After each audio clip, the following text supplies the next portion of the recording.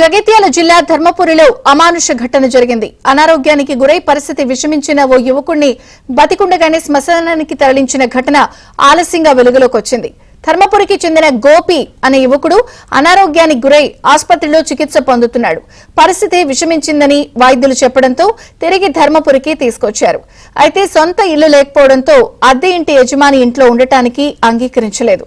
దీంతో గత్యంతరం లేక యువకుడిని బతికుండగానే శ్మశానానికి తరలించి కుటుంబ సభ్యులు సపరేలు చేశారు. వీరి దీన పరిస్థితి గమనించిన స్థానికులు వారికి ఓ గదిని ఏర్పాటు చేయడంతో కుటుంబ సభ్యులు యువకుడిని అక్కడి నుంచి తరలించారు. విషయం తెలుసుకున్న మంత్రి అడ్లూరి లక్ష్మణ్ కుమార్ ఆర్థిక సహాయం చేశారు. సొంత ఇల్లు లేక ఇబ్బందుల్లో ఉన్న ఆ కుటుంబాన్ని ప్రభుత్వ పరంగా ఆదుకోవాలని స్థానికులు కోరుతున్నారు. జగిత్యాల జిల్లా ధర్మపురిలో అమానుష ఘటన చోటు చేసుకుంది. బతికుండగానే శ్మశానానికి తరలించిన కుటుంబ సభ్యులు పరిస్థితి తెలుసుకుని మంత్రి అడ్లూరి లక్ష్మణ్ కూడా ఆర్థిక సాయం ప్రకటించారు.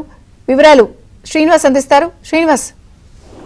సో విజయ్ చంద్రిక అత్యంత దారుణం. ఎందుకంటే గోపి అనే యువకుడికి సొంత ఇల్లు లేదు. దీంతో అంటే యజమాని ఇంటికి రానివ్వకపోవడంతో వెంటనే శ్మశానానికి తరలించారు. అనారోగ్యం అయితే అక్కడికి వెళ్ళిన తర్వాత బతికి ఉన్నాడు అని తెలిసిన తర్వాత మరింత దారుణమైన ఘటనగా ఇది వెలుగులోకి వచ్చింది. అయితే స్థానికులు తిరిగి ఆసుపత్రికి తీసుకువెళ్లటం ఆ తర్వాత మళ్ళీ అతని ఆరోగ్య పరిస్థితి కొంత మెరుగు కావడంతో ఈ ఘటన అయితే ధర్మపురిలో జరిగింది. మరోవైపు అడ్లూరి లక్ష్మణ్ మంత్రి కూడా ఆ ఘటనకు సంబంధించిన వివరాలు తెలుసుకొని 10,000 రూపాయల ఆర్థిక సహాయం అయితే చేశారు. అయితే సొంత ఇల్లు లేకపోవటం, అద్దె ఇల్లు ఉంది అని యజమాని ఇంటికి రానివ్వకపోవడంతోనే ఇలా జరిగినట్లు స్థానికులు అయితే ఆరోపిస్తున్నారు. సో మొత్తంగా కుటుంబ సభ్యులు కూడా దీనిపైన అంటే ఇంటి యజమాని పైన కొంత ఆవేదన, ఆగ్రహం అయితే వ్యక్తం చేస్తున్నారు. విజయ చంద్రిక.